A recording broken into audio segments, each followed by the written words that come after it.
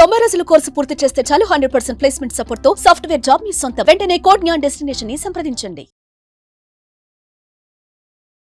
నమస్కారం డాక్టర్ శ్రీ ఆచార్య అనంతకృష్ణ స్వామి గారు.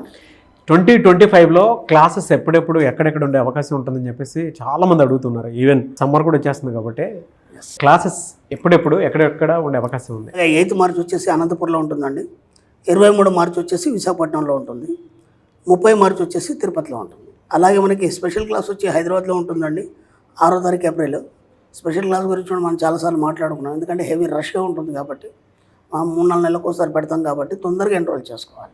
Special class ఖచ్చితంగా స్పెషల్గానే ఉంటుంది, ఖచ్చితంగా మీరు అటెండ్ చేసే ప్రయత్నం చేయండి. ఓకే, అలాగే 13th ఏప్రిల్ వచ్చి మనకి రాజమండ్రిలో ఉంటుందండి. వీలైనంత తొందరగా ఎన్రోల్ చేసుకోండి, ఎందుకంటే క్లాసులు అనేవి చాలా రష్గా ఉన్నాయి కాబట్టి ముందు సీట్లో మీరు ఉండే ప్రయత్నం చేయండి. 707వ మనీ మంత్ర వీడియో. సో ప్రీవియస్ వీడియోలో ప్రతి దాంట్లోనూ కూలంకషంగా మనీ మంత్రకు సంబంధించినటువంటి సబ్జెక్టు 2.0 వెర్షన్ మనం మాట్లాడుకుంటూ ఉన్నాము. అండ్ వాళ్ళకి కూడా 700 ఎపిసోడ్స్, ప్రతి దాంట్లోనూ ఒక మ్యాజిక్ మిరాకిల్ క్రియేట్ అయ్యేంత ఉంది అని చెప్పేసి చాలా మంది ప్రొఫెషనల్సే మాట్లాడుతూ ఉన్నారు, గొప్ప గొప్ప వాళ్ళే చెప్తూ ఉన్నారు. ఈవెన్ డిస్కషన్స్ లో కూడా మనం ఉన్నాము ఆ పార్టిసిపేషన్ లో.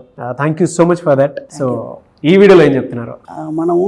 మనకు ఏమనుకుంటామంటే, నేను మా క్లాస్లో కానీ సబ్జెక్ట్లో కానీ నేను ఏం చెప్పానంటే, మన సబ్జెక్ట్లో సెంటిమెంట్లు లేవు, అలాగని చెప్పేసి బాధ్యతలు ఖచ్చితంగా ఉంటాయని చెప్పాను. ప్రతి దాని పట్ల మనకు బాధ్యత ఉంటుంది. కానీ మనం ఏం చేస్తామంటే, అన్నీ నేను చేయాలని ఒక తపన, అన్నింటికి నేనే ఉన్నాను ఆధారం అనే ఒక ఆలోచన, వీళ్ళందరూ నా మీద ఆధారపడ్డారని ఒక ఏంటంటే ఇక నేను తప్ప ఇంకేం లేదని ఒక ఆలోచన. ఇవన్నీ మనిషిని ఏం చేస్తాయంటే, పనికిరాని విషయాలు అన్నిటి తల మీద పెట్టుకోవడం అవుతుంది.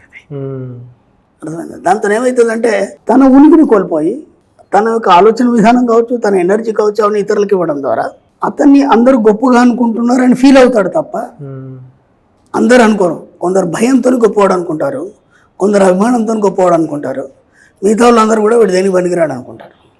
కానీ మనం దాన్ని ఎలా ఫీల్ అవుతామంటే, మనం నటిస్తారు కాబట్టి అది మనం నిజంగానే మనం గొప్పవాళ్ళని మనం ఫీల్ అవుతాం.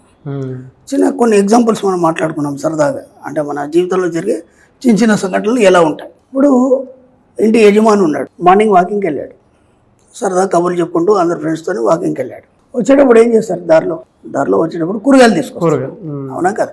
వచ్చేటప్పుడు మా మార్కెట్ పోయి కూరగాయలు తీసుకొస్తారు. ఓకేనా? ఇంకా మళ్ళీ ఆవిడ ఫోన్ చేస్తుంది, వచ్చేప్పుడు పాల ప్యాకెట్ తీసుకురండి, ఓకేనా? పాల ప్యాకెట్ కూడా తీసుకొని పోతాడు. దాదాపు నీకు 40-50 సంవత్సరాలు వచ్చినాయి, రిటైర్ కూడా అయినావు, ఇప్పటికి ఇంకా కూరగాయలు నువ్వేమో వస్తావు. అర్థమైందా? మళ్ళీ కూరగాయలు నాకు బాగా తెలిసిన దాని మీద కితాబ్ చెప్తావు, అంటే నీ ఫ్రెండ్స్తో నీ డిస్కషన్లో ఇది కాదు, ఇది బాగుంటుంది, ఇది బాగుంటుంది, ఇది ఆరోగ్యానికి బాగుంటుంది, ఇవన్నీ చెప్తావు. నువ్వు ఏమనుకొని ఫీల్ అవుతున్నావు? అసలు నువ్వు యజమానివా పనివాడివా? అర్థమవుతుందా లేదా? 40-50 సంవత్సరాలు వచ్చినా కూరగాయలు నువ్వే తీసుకెళ్తావు, మళ్ళీ దారిలో ఫోన్ చేస్తే మళ్ళీ పాల ప్యాకెట్ తీసుకెళ్తావు, ఓకేనా? ఆ తర్వాత వాటర్ లేకపోతే ఆ వాటర్ బాటిల్ ఇప్పటికీ మోసుకొని పోతావు భుజం మీద. నువ్వు పనివాడివా లేకపోతే యజమానివా? ఫస్ట్ అది ముందు డిసైడ్ చేసుకోండి. యజమానం అనేవాడు ఎవరికి సలహాలు ఇవ్వడు, అర్థమైందా? అవును, ఆర్డర్ చేస్తాడు, అంతే, ఆర్డర్ చేస్తాడు, సలహాలు ఇవ్వడు, దేని గురించి డిస్కషన్ చేయడు. కానీ మీరేమనుకుంటున్నారంటే, నేను యజమాని ఫీల్ అవుతున్నారు, మీరు యజమాని కాదు, మీ ఇంటికి మీరు ఒక పనివాడని నేను చెప్తున్నాను.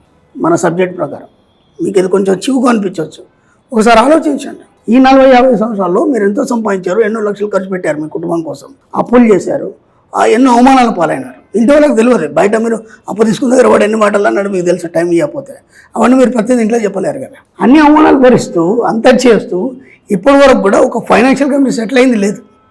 ఫైనాన్షియల్గా సెటిల్ అయితే కూరగాయలు మీరు తీసుకెళ్ళే అవసరం లేదు, ఎందుకంటే మీ పనులను పెట్టుకుంటారు, ఒక వర్కర్ని, ఒక ఎంప్లాయీని పెడతారు. మీరు ఎంప్లాయ్మెంట్ కల్పించాలని చెప్పాను నేను, అర్థమైందా? ఇంటి దగ్గర ఒక డ్రైవర్ ఉండాలి, ఇంటి దగ్గర ఇంట్లో పని మనుషులు ఉండాలి, మీకు వాచ్మెన్ ఉండాలి, మీతో నాకు 2-3 ఎప్పుడు కూడా రెడీ ఉండాలి సిద్ధంగా. మీరు ఇలా చూస్తే మీకు ఏం కావాలని ఇచ్చే విధంగా ఉండాలి. అంటే ఇప్పటి వరకు కూడా మీకు ఆలోచన అనేది రాలేదు, అట్లా నేను నా జీవితాన్ని నేను అలా తయారు చేసుకోవాలి, లేదంటే నేను ఉన్నతంగా ఉండాలి, ఇతరులకు నేను కమెంట్ చేసే విధంగా ఉండాలి. మన సబ్జెక్ట్లో నేను ముఖ్యంగా అదే చెప్తాను, నువ్వు ఎవరు చేయకుండా పని చేయొద్దు, 2 ఇతరుల మీద కమెంట్ చేసే స్థాయిలో నువ్వు ఉండాలి. అంటే నువ్వు ఒక కంపెనీ ఎంప్లాయర్, ఒక కంపెనీ ఓనర్గా ఉండాలి, అర్థమైందా? ఆ స్థాయిలో ఉండాలని నేను 100 సార్లు చెప్పినా మీరు ఇప్పటికేమనుకుంటారంటే ఇది నా బాధ్యత, కూరగాయలు తీసుకెళ్ళడం బాధ్యత. అది ఒకసారి ఆలోచించి, అది ఎంత సిల్లి, అది కూరగాయలు తీసుకోవడం బాధ్యత ఎట్లయితుంది, అవునా కానీ? నేను అదే చెప్తున్నా. అంటే ఇది మీరు చెప్పేటప్పుడు చాలా పెద్ద పిక్చర్ ఒకటి గుర్తొస్తుంది నాకు. ఎలానంటే ఇప్పటికీ అదే పని మనం చేస్తూ ఉన్నాము అని అంటే మనల్ని మనం మోసం చేసుకుని బ్రతుకుతున్నాం అని అర్థం. రెస్పాన్సిబిలిటీ అనేది ఏ విధంగా ఉంటుంది అని అంటే, ఆ ఓనర్షిప్ని తీసేసుకొని మనం ముందుకెళ్ళే విధంగానే ఉండాలి. కానీ అక్కడే మనం ఉండకూడదని చెప్పేసి చెప్తున్నారు, చాలా క్లియర్గా చెప్తున్నారు. Yes, yes. నేను అదే చెప్తున్నా ఏంటంటే నువ్వు ఓనర్ అన్నప్పుడు ఓనర్ లాగా ఉండాలి, యజమాని అన్నప్పుడు యజమాని లాగా ఉండాలి. నువ్వు ఇంట్లో మొత్తం అన్నిటికి పనుడు అయిపోయినావు, ఒక వైరు పని చేయట్లేదు, నువ్వే స్టూల్ వేసుకొని ఎక్కుతావు, దాన్ని తీస్తావు, నువ్వు అనుకుంటావు అది బాధ్యత అనుకుంటావు. అర్థమైందా? కానీ అప్డేట్ అవ్వలేదు, అక్కడే ఏదో అందుతలేదు, ఏమండి అది తీసి ఉండంటే తీసేస్తావు. స్టవ్ చిన్న డిస్టర్బెన్స్ అయింది, పక్కన జరిగి నువ్వే రిపేర్ చేస్తావు. వాళ్ళందరూ ఎందుకున్నారు అంటే నువ్వేమనుకుంటున్నావు అంటే ఇవన్నీ బాధ్యతలు, నా బాధ్యతలు నేను చెయ్యాలి, నేను చేయకపోతే ఇంకొకటి చేస్తాడు. ఫస్ట్ ఎక్కడ మీరు మిస్టేక్ చేశారంటే సెంటిమెంట్ అనే దగ్గర మీరు పడిపోయినారు. సెంటిమెంట్ ఉంటే ఏమవుతుంది, మీరు బానిసలు అయిపోతారు. ఓకేనా? అది లేకుంటే ఏమవుతుంది, ఓనర్లు అయిపోతారు. కాబట్టి ఇవి చూస్తే వినడానికి చాలా సిల్లీగా ఉన్నాయి. ఈ వీడియో వినేటప్పుడు కూడా మీకు నవ్వు రావచ్చు, ఎందుకంటే మీ యొక్క ఒరిజినాలిటీ నేను బయటపెట్టాను కాబట్టి. కానీ మనతో మనం మాట్లాడుకునేటప్పుడు కరెక్టే కదా అనిపిస్తుంది, వాస్తవాలు కదా. ఈ వీడియో చూస్తున్నప్పుడు నిజంగా కూడా అరే ఇన్ని రోజులు ఇవన్నీ చేశాను చేయొద్దని అంటారా. ఇప్పుడు సపోజ్ ఏదో కూరగాయల అవసరం లేకపోతే ఇంకేదైనా అవసరం ఉంది, ఇప్పుడు మీరు అక్కడ ఉన్నారండి, మంచి కార్పొరేట్ స్థాయిలో ఉన్నారు, అక్కడ పెద్ద మీటింగ్ జరుగుతుంది, అక్కడ ఆ మీటింగ్ వల్ల మీకు ఒక ₹1 కోటి మీకు బెనిఫిట్ వచ్చేది ఉంది. సడన్గా ఇంటి దగ్గర మీ ఆవిడకి బాగాలేదు లేకపోతే పిల్లాడికి బాగాలేదు, ఏమండి మీరు ఇది అని చెప్పగానే మీరేం ఫీల్ అవుతారంటే నేను లేకపోతే వాడు తిన్నాడు, నేను లేకపోతే ఇది కాదు అని చెప్పేసి అంత పెద్ద ₹1 కోటి ప్రాజెక్ట్ వదులుకొని రారు కదా. నేనేమంటున్నాను, నువ్వు 10 కోట్ల ప్రాజెక్ట్ చేయి, ₹1 కోటి ప్రాజెక్ట్ చేయి, ఇక్కడ దానికి సరిపడా అన్ని వనరులు నువ్వు ఏర్పాటు చేయి, ఇక్కడ ఒక మనిషిని ఏర్పాటు చేయి, ఫోన్ చేస్తే డాక్టర్ ఇంటికి వచ్చి వెళ్ళేటట్టు ఉండాలి. ఇవన్నీ కావాలంటే నీకు ముందు డబ్బు కావాలి, ఇవన్నీ కావాలి, నువ్వు అంత స్థాయికి వెళ్ళాలి. మీరు కూరగాయలు తేవద్దు, మీరు నీళ్ళ డబ్బు మొయ్యొద్దంటే మీరు కోటీశ్వర్లు కావాలి, మీరు ధనవంతులు కావాలి. కాబట్టి ముందు డబ్బు మీద దృష్టి పెట్టండి, ఇవన్నీ వచ్చేస్తాయి. ఇంకా ఎలా ఉంటుంది, ఇంకా కొన్ని చెప్తాను నేను. అంత డబ్బు ఉన్న పరిస్థితి కూడా ఎలా ఉంటుందంటే, డబ్బు వచ్చింది బాగానే సంపాదించాడు, కారు సంపాదించాడు, ఇంకో కారు సంపాదించాడు, ఒక ఇల్లు కట్టాలనుకున్నాడు. ఇప్పుడు ఆ ఇల్లు పని స్టార్ట్ అయిన నుంచి అయిపోయాక వీడే నీళ్ళు కొడతాడు.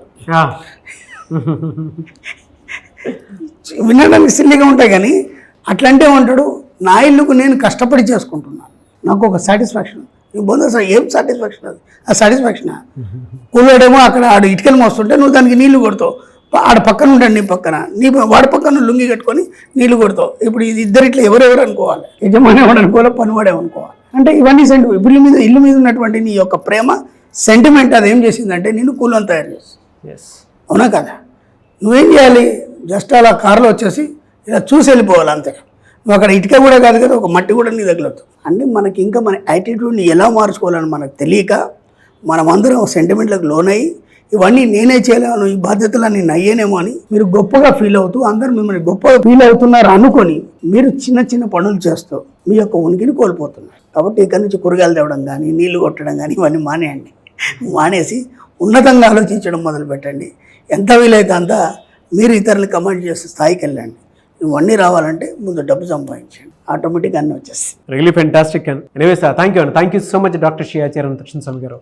థ్యాంక్ యూ అండి.